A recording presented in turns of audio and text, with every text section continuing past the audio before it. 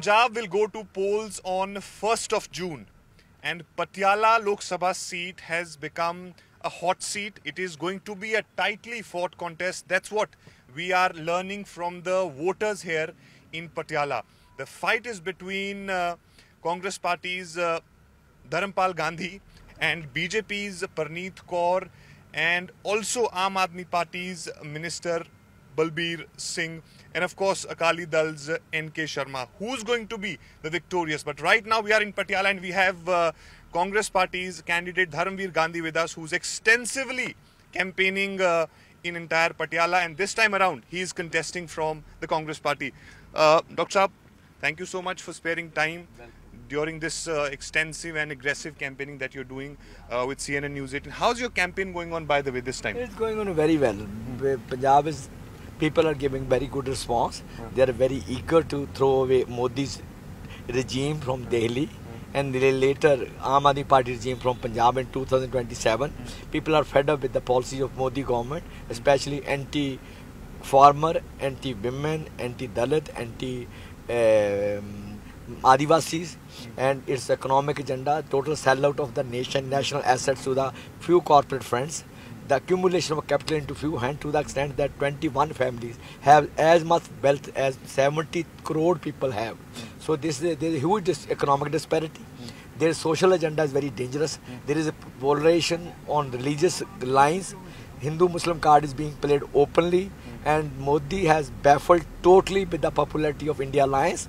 The way he is putting up things like ये आपका मंगलसूत्र चुरा लेंगे, ये आपको एक आपकी भैंस खोल के ले जाएंगे. What a funny thing a Prime Minister has to say, has to offer to the people. I really pity him. So he has lost his balance, he has lost his language, and he doesn't know what to say and what not to say on the increasing popularity of All India Alliance in all segments of the country, maybe Maharashtra, maybe Bengal, maybe Punjab, or maybe central, maybe states like Telangana or Karnataka, where he had earned so many seats in the past, 42 out of 48 in Maharashtra.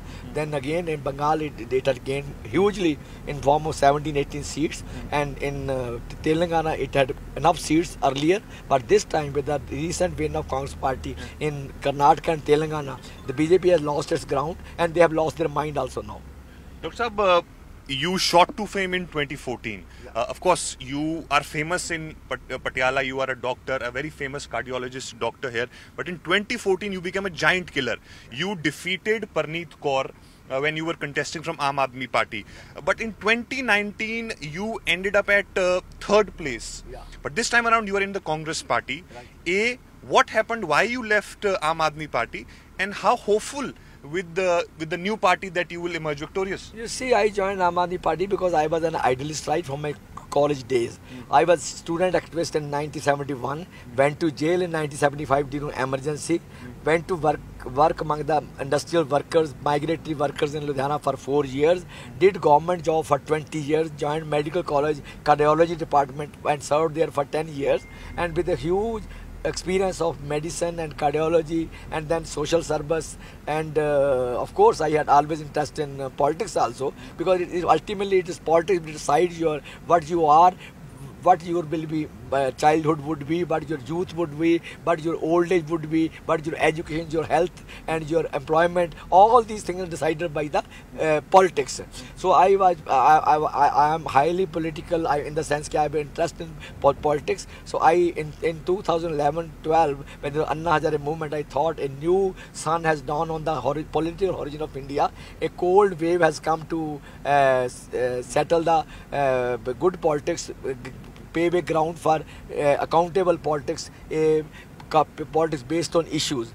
But at the very start, very shortly, in the first session of the of the party, where they humiliated Prashant and Joginder ji and showed them the way, showed them the door, I immediately took up this challenge as a threat to my dreams with which I had joined the party. I thought it is not a, I was of the view then that it is not a party of my dreams, my ideal. I left it all together. I was LOP. I had nothing personal to settle with Arvind Kejriwal. But I had very thing to settle with the ideology I had gone for, the likes of Raj, no high command culture, no VIP culture, हम छोटे घर लेंगे, हम सादा रहेंगे, और all these things are just fake things. It is a fraudulent party. I left it after 8 months of joining it. But Dr. Saab, I was speaking to few people here in Patiala, and they were telling me that this time around there is a sense that they want such member of parliament, you know, who can have who could be from the government which will be forming the government in Delhi, because if we have that member of parliament who's not from the Delhi's government, then it is very difficult to get the work done. That too is not certain as yet, but after fourth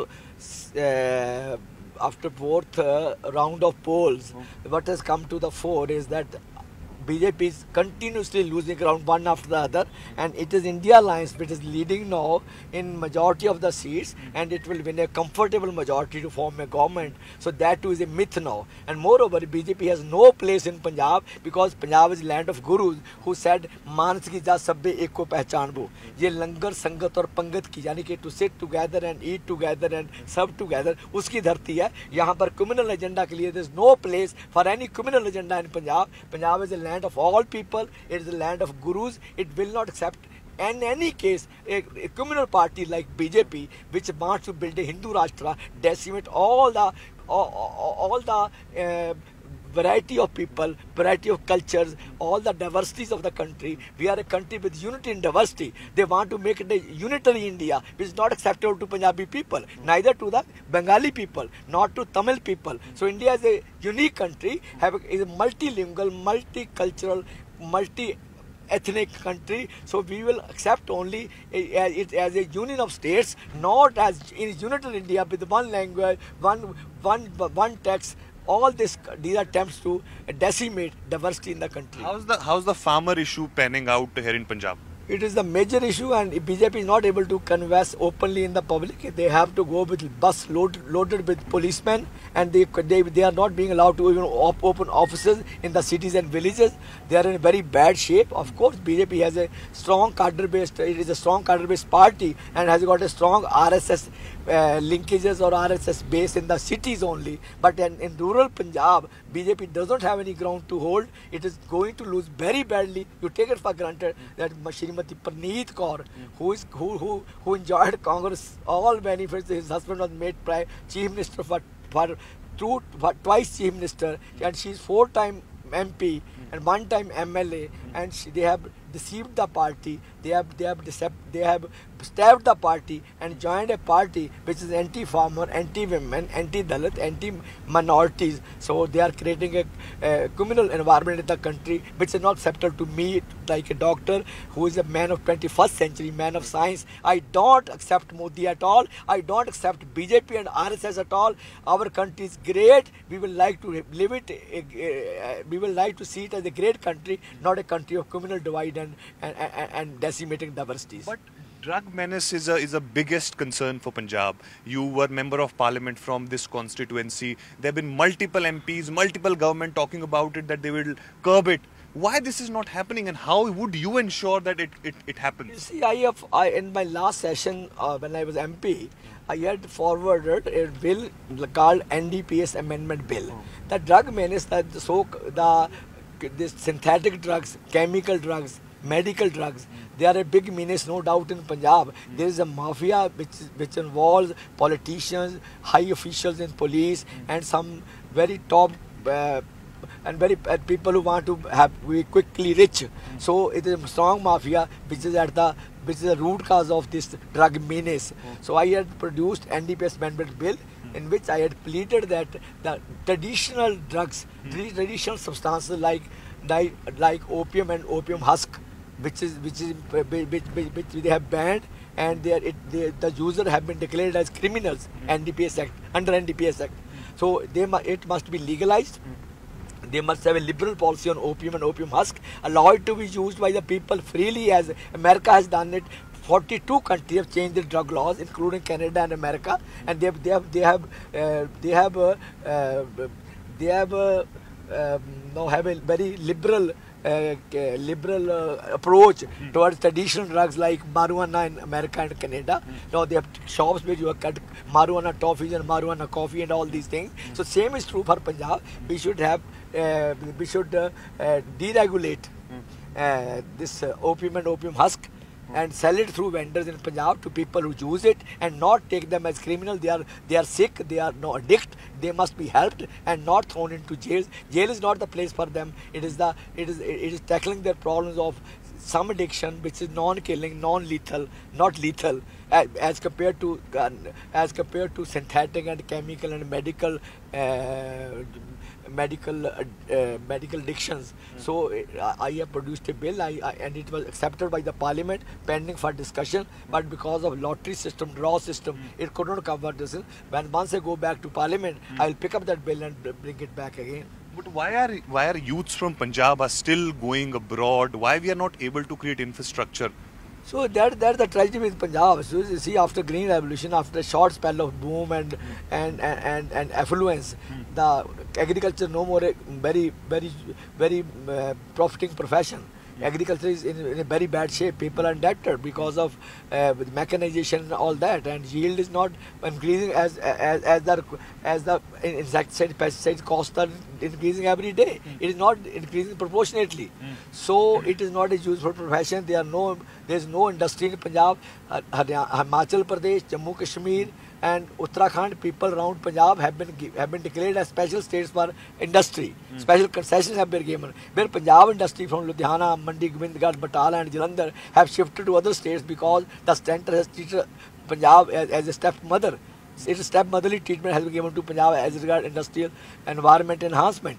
So it is because of that, number one. Number two, Punjab is relatively an affluent state. People have young youth has more aspiration than a Bihari youth, than a UP youth. So they have seen good days, old good days. So they are not ready to do petty jobs. They want a respectable jobs, and it is because of that, those dreams are not being fulfilled. So they have decided to leave Punjab and shift to countries like Canada, New Zealand, Australia, England, and all that. So it is bad, but ultimately at the end of the day, youth is frustrated. Final question, Dr. Saab, whom do you consider your challenger, Parneet Kaur or Balbir Singh or N.K. Sharma of Akali? In a way, I have competition with all people, and more competition with myself. That I should work more hard, ensure victory in lakhs and not in just few thousands. And everybody will go its report card, its personal background, its family background, its contribution to politics, contribution to society. So everybody will go its total agenda for the people, its past performance, and I weigh quite high on all the three on all these aspects. Thank you so much. Thanks. So that was Congress's candidate from Patiala Lok Sabha, Dharamveer Gandhi, speaking to CNN News 18.